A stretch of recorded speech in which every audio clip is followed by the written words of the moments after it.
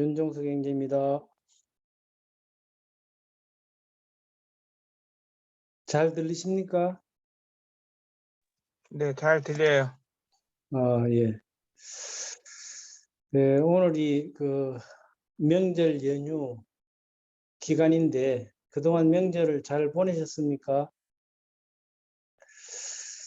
예, 제가 안산동부교에 와서 처음으로 말씀을 교제하게 되었는데요. 제가 말씀 교제 2월 달 행사표에 오늘 말씀이 제가 들어가 있다는 사실을 3일 전에 주일날 알았습니다. 그래서 좀 당황스럽기는 했는데 자문 말씀에는 범사의 그를 인정하라고 하신 말씀에 따라 기쁨으로 순종하게 되었습니다. 새해가 된 지 벌써 1개월이 지나고 2월 달을 맞이했는데요. 구정으로 치자면 오늘이 첫 집회 말씀을 또 공교롭게도 제가 전하게 되었습니다. 오늘은 감사하는 삶이라는 주제로 교제하기를 원합니다. 데살로니가전서 5장에 보시면 잘 알고 계시는 말씀인데 데살로니가전서 5장 18절에 보시면 범사에 감사하라. 이것이 그리스도 안에서 너희를 향하신 하나님의 뜻이니라. 이렇게 말씀하고 있습니다. 우리는 매 주일날 예배 시간에 감사의 기도를 하고 있죠. 하나님께 감사하는 것은 고마움의 표시를 하는 것입니다. 우리가 주일 예배 시간을 통해서 감사합니다 하고 늘 고마움의 표시를 하고는 있지만 평소에는 과연 내가 얼마나 감사하고 사는지 생각해 보았습니다. 우리는 흔히 감사할 일이 있을 때만 감사를 합니다. 내가 간절히 기도했던 것이 이루어지거나 어떤 일이 잘 되면 하나님 감사합니다. 잘합니다, 저는. 그런데 아무리 기도해도 응답이 없고 일이 잘 안 되고 내가 원하는 대로 되지 않을 때 감사하는 마음보다 원망과 불편이 일어나는 것이 바로 저의 모습이었습니다. 그런데 성경은 뭐라고 말씀하고 있습니까? 범사에 감사. 아니, 감사할 일이 있어야 감사를 하죠. 감사할 일도 없는데 어떻게 감사할 수 있습니까? 그렇죠? 네, 이 세상에 어느 누구도 아무런 문제 없이 살아가는 사람은 없습니다. 그런데 어려운 처지와 형편에서도 감사하며 사는 사람이 있는가 하면 좋은 환경에서 풍족하게 살면서도 감사하지 못하는 사람이 있습니다. 그래서 결론을 말씀드리자면 감사하며 사는 사람과 원망과 불평하며 사는 사람의 차이는 재물이 많고 적고 환경이 좋고 나쁜데 있지 않다는 겁니다. 어려운 처지와 형편 때문에 감사하지 못하는 것은 그래도 그나마 조금 이해를 할 수 있지만 많은 것을 가지고 풍족하게 살면서도 감사하지 못하는 사람이 있는데 왜 그럴까? 찾아보니까 그것은 바로 욕심 때문이라고 했습니다. 말씀에도 잘 나와 있죠. 그렇다면 욕심은 어디서부터 온 것일까? 이것은 창세기로 거슬러 올라가야 되겠죠. 창세기 3장에 보시면 한번 찾아보실까요? 네, 잘 아시는 말씀인데 창세기 3장을 보시겠습니다.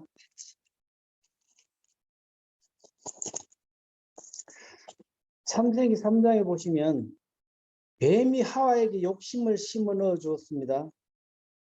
뱀이 하와를 유혹하기 전에는 에덴 동산에 살면서 아무런 욕심이 없이, 아니 욕심이 뭔지도 모르고 만족하며 잘 살고 있었습니다. 그런데 배모의 달콤한 유혹에 넘어간 하와는 어떻겠습니까? 6절부터 한번 보시겠습니다. 3장 6절 제가 읽어보겠습니다. 여자가 그 나무를 본즉 먹음직도 하고 보암직도 하고 지혜롭게 할 만큼 탐스럽기도 한 나무인지라. 여자가 그 열매를 따먹고 자기와 함께 있는 남편에게도 주매 그도 먹은지라.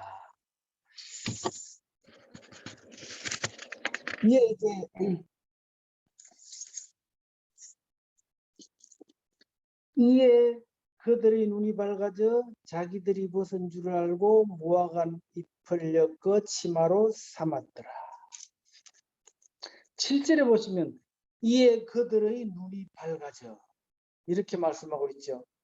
뱀이 말한 대로 열매를 따먹고 나서 이제 그들의 눈이 밝아졌습니다.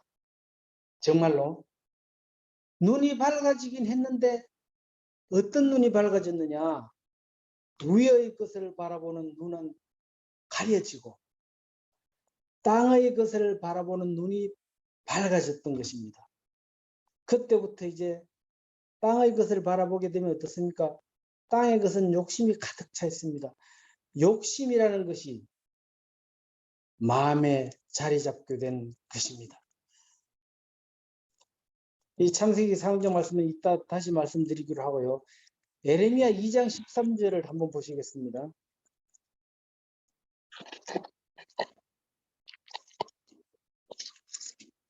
예레미야 2장 13절에 보시면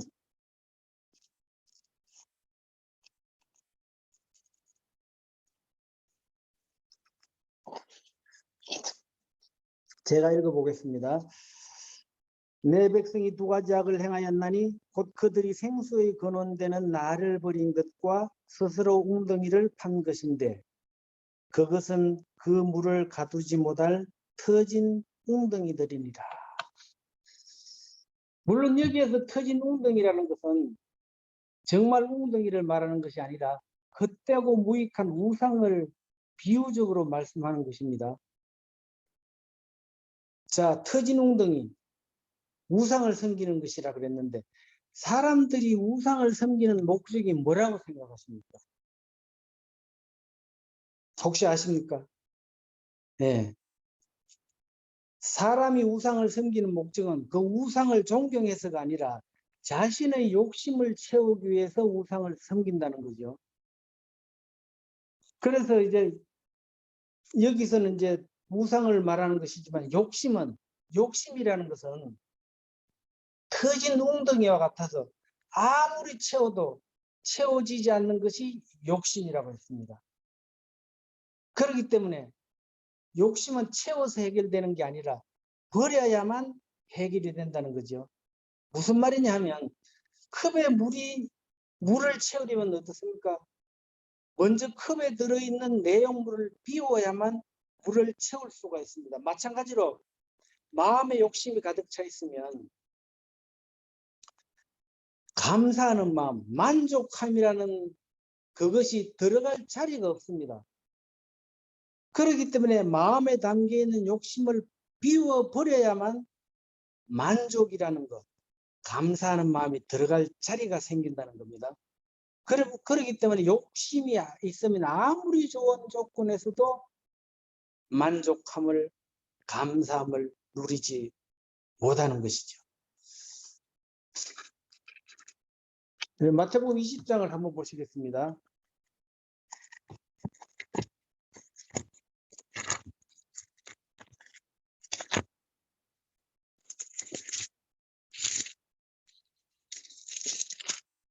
마태복음 20장은 20장 1절부터 제가 줌으로 저자하는 거기 때문에 함께 읽기보다 제가 말씀드리기를 원합니다. 마태복음 20장 1절부터 16절까지 제가 한번 읽어보도록 하겠습니다. 빨리 읽겠습니다. 천국은 마치 품꾼을 얻어 포도원에 들여보내려고 이른 아침에 나간 집주인과 같으니 그가 하루 한 데나리온씩 품꾼들과 약속하여 포도원에 들여보내고 또 제3시에 나가보니 장터에 놀고 서 있는 사람들이 또 있는지라. 그들에게 이르되 너희도 포도원에 들어가라. 내가 너희에게 상당하게 주리라 하니 그들이 가고 제6시와 제9시에 또 나가 그와 같이 하고 제11시에도 나가보니 서 있는 사람들이 또 있는지라. 이르되 너희는 어찌하여 종일토록 묻고 여기 서 있느냐. 이르되 우리를 품꾼으로 쓰는 이가 없음이니이다. 이르되 너희도 포도원에 들어가라 하니라.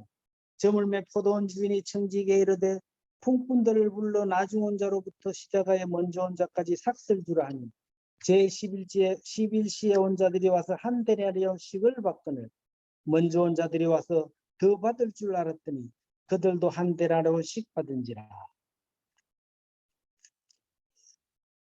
받은 후 집주인을 원망하여 이르되 나중 온 이 사람들은 한 시간밖에 일하지 아니하였거늘 그들을 종일 수고하며 더위를 견딘 우리와 같게 하였나이다. 주인이 그 중에 한 사람에게 대답하여 이르되 친구여 내가 네게 잘못한 것이 없노라. 네가 나와 한 데나리온의 약속을 하지 아니하였느냐? 네 것이나 가지고 가라. 여기까지만 읽었습니다.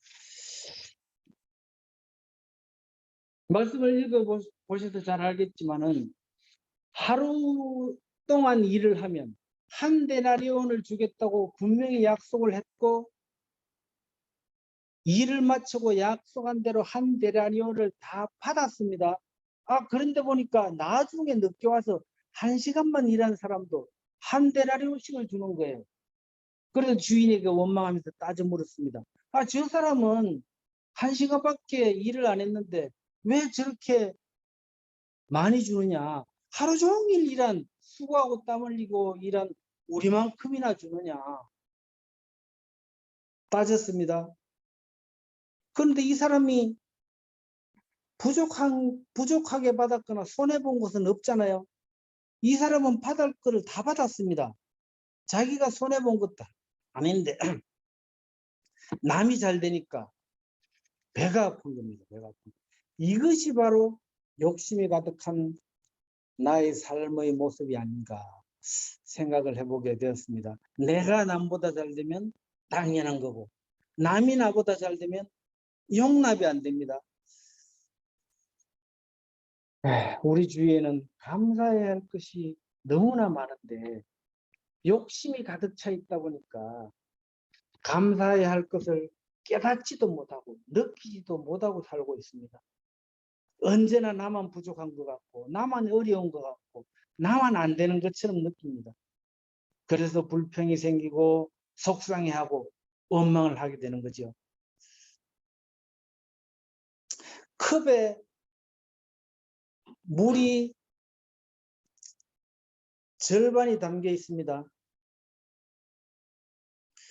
그런데 한 사람은 물이 반컵밖에 없다고 불평하고 한 사람은 물이 반컵이나 있네 하고 감사를 합니다. 나는 과연 어느 편에 속한 사람인지 생각을 해보게 되었습니다. 우리 욥기서를 보시겠습니다. 욥기 1장 20절에 보시면 욥기를 찾아보시겠습니다.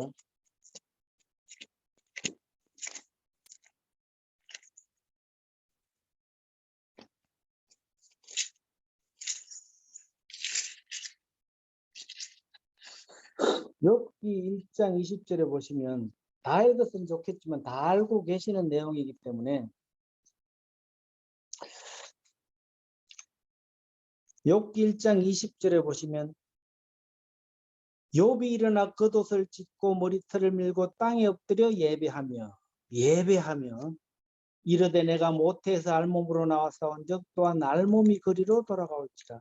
주시니도 여호와시오 거두시니도 여호와시오니 여호와의 이름이 찬송을 받으실지니라. 여호와의 이름이 찬송을 받으실지니라. 찐이다 하고 이 모든 일에 욥이 범죄하지 아니하고 하나님을 향하여 원망하지 아니하니라. 대단합니다. 하나님을 분명히 원망할 만도 한데 원망하지 않고 오히려 예배하고 찬송했습니다. 이 욥의 삶이 바로 범사에 어떠한 일이 일어났을지라도 범사에 감사하는 삶의 모습이 아닐까요? 만약에 내가 욥과 같이 하루아침에 모든 재산과 자식을 잃었다면 나는 과연 하나님을 원망하지 않고 감사할 수 있을까? 네, 저는 자신이 없습니다.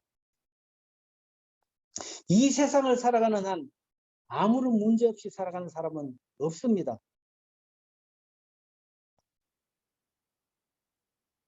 하나님, 이것만 잘 되면 감사하겠습니다. 하나님, 이것만 해결된다면 정말 감사하겠습니다. 저의 삶의 모습을 가만히 살펴보면, 이것만 잘 되면, 이것만 해결된다면 계속해서 끝이 없습니다. 그러나 우리의 삶의 가운데 감사할 만한 조건이 되었을 때만 감사한다면 과연 나는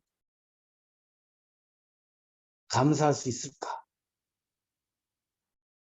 그렇지만 성경은 범사에 감사하라. 이것이 하나님의 뜻이라고 말씀하십니다. 범사에 감사하라 이것은 어쩌면 나에게는 불가능한 일인 것처럼 보일 수도 있습니다.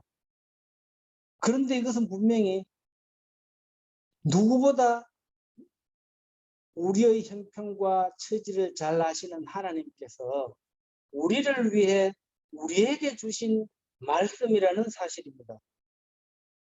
너희가 어떠한 형편에 처했든지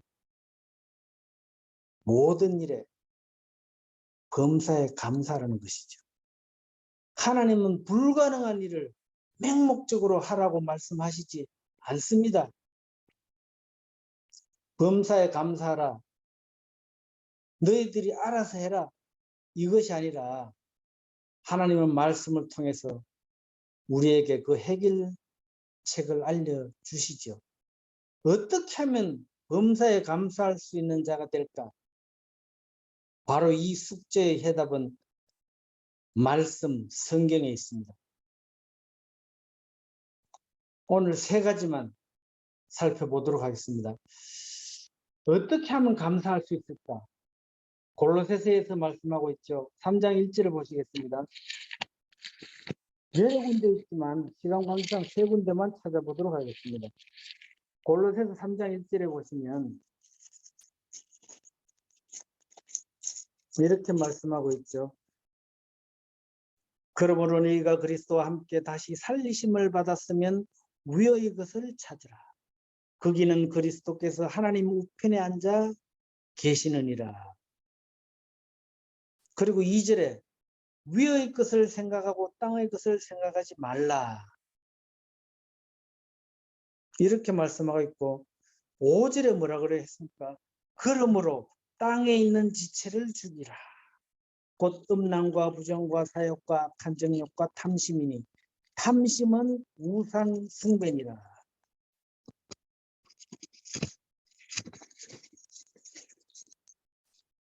탐심은 우상 숭배라고 했습니다. 이 말이 무슨 뜻이냐면 아까도 말씀드렸지만은 사람들은 자신의 욕심을 채우기 위해서 우상 숭배를 한다는 겁니다. 아담과 하와가 선악과를 따먹은 것은 욕심의 유혹에 넘어갔기 때문입니다.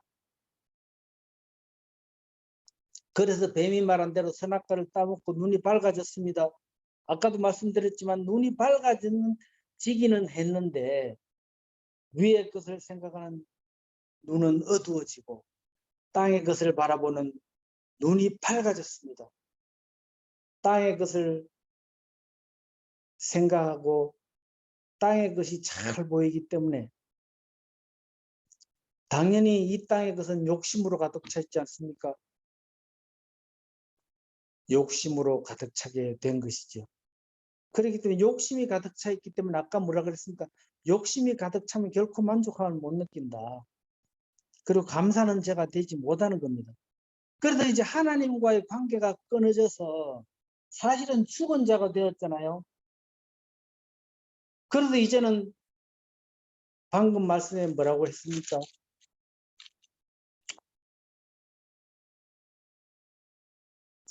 골로새서 3장 2절에 1절부터 다시 보시면 그러므로 너희가 그리스도와 함께 다시 살리심을 받았으면 위의 것을 찾으라. 이게 바로 창세기 3장 말씀과 관계가 있다고 저는 생각을 하거든요. 하나님의 관계가 이제 욕심, 땅의 것을 생각하는 바라보는 눈이 밝아져서 욕심이 가득 차 있어서 이제 하나님께 감사하는 자 되지 못하고 하나님과의 관계가 사실은 끊어져 버렸습니다. 그래서 이제 사실은 죽은 자가 되었었는데 이제는 그리스도와 함께 다시 살리심을 받았으니까 다시 그 이전과 같이 위의 것을 이제는 찾으라는 거죠. 이제는 땅의 것을 찾지 말고 위의 것을 찾으라. 욕심으로 가득 찬 땅의 것은 생각하지 말라. 이제는 위의 것을 생각하라는 거죠. 그러면 감사하는 자가 된다는 겁니다. 땅의 것을 생각하고 있으면 결코 감사할 수가 없는 것입니다. 자, 어떻게 하면 감사하는 자가 될 수 있을까? 또 한 가지는 15절에 나와 있습니다. 골로새서 3장 15절에 보시면 제가 읽어보겠습니다. 그리스도의 평강이 너희 마음을 주장하게 하라. 너희는 평강을 위하여 한 몸으로 부르심을 받았나니 너희는 또한 감사하는 자가 되라. 이렇게 말씀하고 있습니다. 그리스도의 평강이 너희 마음을 주장하게 하라는 말은 그리스도의 평강이 너희 마음을 지배하게 하라 이 말입니다. 그리스도의 평강이 너희 마음을 지배하게 하라. 이 말은 아무에게나 주어지는 말이 아닙니다. 우리 그리스도인에게만 주어지는 특권입니다. 이제는 그리스도인이 되었기 때문에 그리스도인답게 그리스도의 평강이 마음을 지배하게 해야 된다는 것입니다. 전에는 내가 내 마음의 주인이 되어서 욕심이 가득 차 있었는데 이제는 예수님이 나의 주인이 되셔서 내 마음을 지배하게 되면 감사하는 자가 된다는 것입니다. 아까도 읽은 말씀 보시면 15절에 3장 15절에 너희는 또한 감사하는 자가 되라. 이 말은 그렇게 되면 감사하는 자가 된다는 말이기도 합니다. 그리스도의 평강의 마음을 주장하게 되면 감사하는 자가 될 수 있다는 거죠.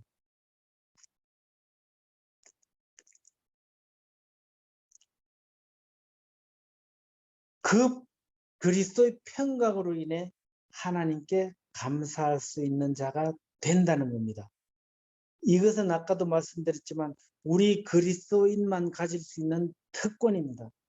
이 말은 단순히 이론적인 말씀이 아닙니다. 그리스도의 평강이 마음을 지배함으로 인해서 범사에 감사하며 살았던 사람이 있습니다.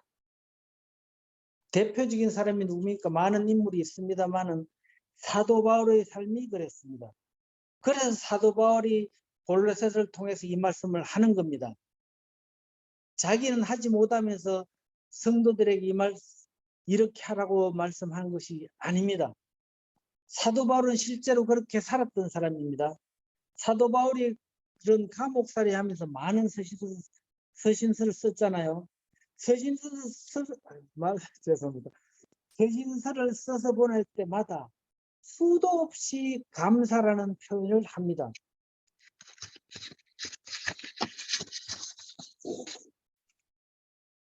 대표적인 예로 에베소서 5장 20절 말씀해 보시면 이런 말씀이 있습니다. 범사에 우리 주 예수 그리스도의 이름으로 항상 아버지 하나님께 감사하며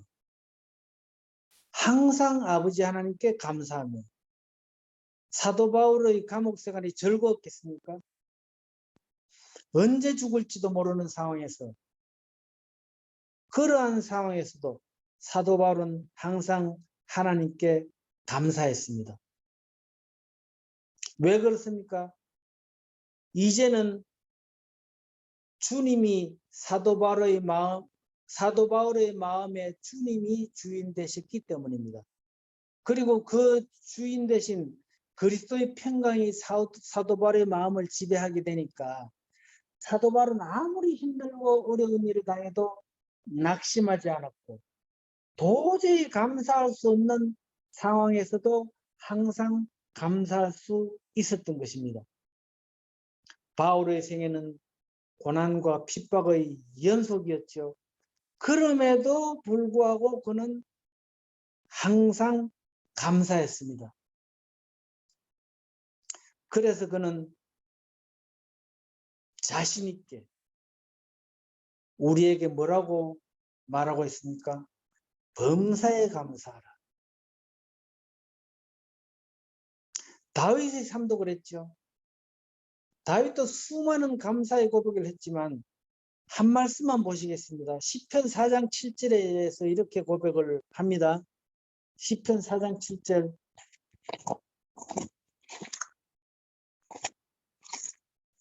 여러 군데 감사의 고백이 있지만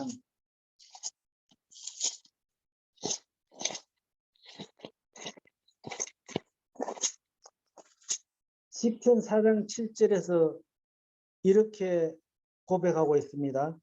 주께서 내 마음에 두신 기쁨은 그들의 곡식과 새 포도주가 풍성할 때보다 더하니이다.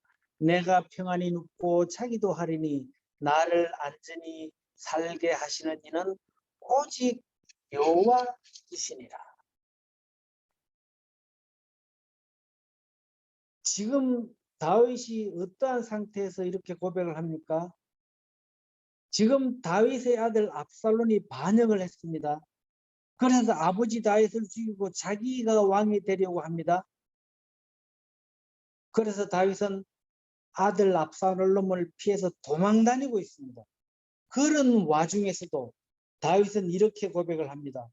하나님이 나의 마음에 안겨주신 이 마음의 기쁨이 물질이 풍성할 때보다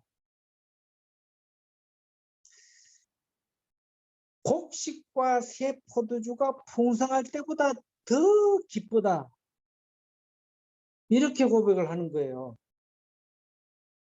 아들 압살롬에게 쫓겨다니면서도 불안하고 공포에 떨어야 되는데 그러한 상황에서도 내가 편히 눕고 잠을 잘 잘 수 있는 것은 하나님이 함께 하시고 지켜주시기 때문이다. 이렇게 고백을 합니다.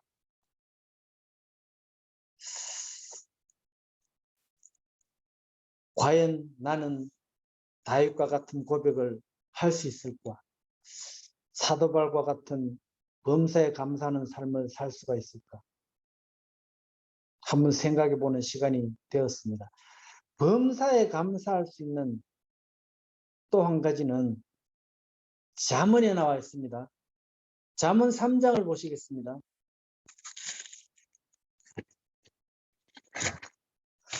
잠언 3장 6절에 이런 말씀이 있죠. 너는 범사에 그를 인정하라. 그리하면 내 길을 지도하시리라. 이 무슨 말입니까? 일이 잘 되어도 일이 못 되어도 무슨 일이든지 하나님께서 하신 일을 인정하라는 겁니다. 그리하면 바른 길로 인도해 주실 것이다. 사실 제가 이 말씀을 깨닫고 감사하는 자가 될 수 있었습니다.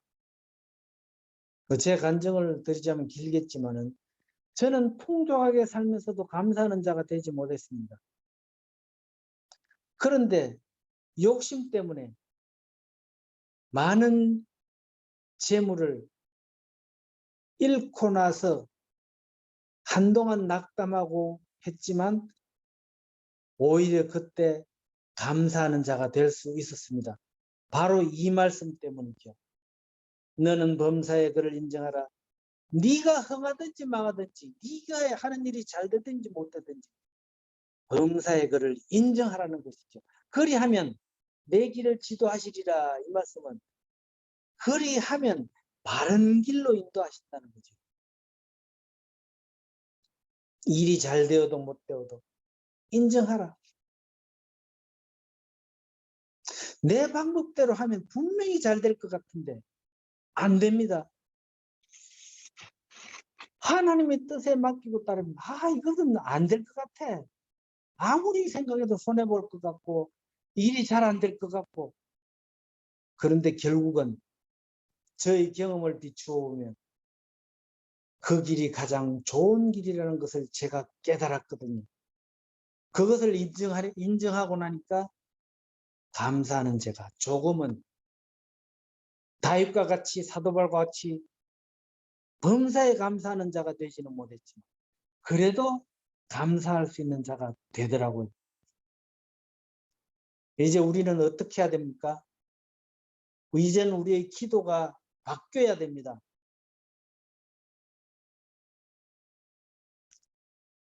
도와주셔서 감사합니다. 기도를 응답해 주셔서 감사합니다. 그래서 감사합니다가 아니라 이제는 그래도 감사합니다. 이래도 감사합니다. 그러한 삶을 사는 것, 바로 그것이 범사에 감사하는 삶이다. 감사할 일은 결코 멀리 있는 것이 아닙니다. 근본적인 것 한 가지만 생각해도 우리는 감사할 수밖에 없습니다. 나를 구원해 주신 것 하나만으로도 우리는 감사해야 됩니다. 하나님을 내 아버지로 부를 수 있다는 것. 마귀를 섬길 때, 마귀의 자식으로 마귀를 섬길 때는 욕심으로 가득 차서 감사할 줄도 모르는 자가 이제 하나님을 내 아버지로 섬기고 하나님의 은혜에 감사할 수 있는 자가 됐다는 것. 하나님을 내 아버지로 볼 수 있다는 것. 그것 하나만으로도 우리는 평생 감사할 조건이 되지 않겠습니까?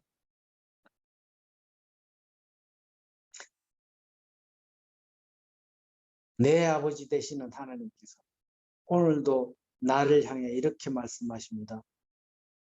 나는 너를 사랑한다. 나는 너의 모든 것을 잘 알고 있다. 그리고 너는 내가 너를 버리고 떠났다고 생각할지 모르지만 나는 너를 떠나지 않고 항상 내 곁에 있다. 잊지 말아라. 이것이 바로 오늘날 우리가 범사에 감사해야 할 이유입니다. 데살로니가전서 5장 18절에 범사에 감사하라. 이것이 그리스도 예수 안에서 너희를 향하신 하나님의 뜻입니다. 2022년 2월 2일이지만 구정으로 치면 오늘이 이튿날입니다. 22년 새해에는 성도님들의 가정에 이렇게 저렇게 해주셔서 감사하는 게 아니라 풍족하게 해주셔서 감사하는 게 아니라 기도를 응답해 주셔서 감사하는 게 아니라 그래도 감사합니다. 범사에 감사하는 삶을 통해서 풍족한 삶을 누리시는 한 해가 되시기를 소원합니다. 이상으로 말씀을 마치도록 하겠습니다. 감사합니다.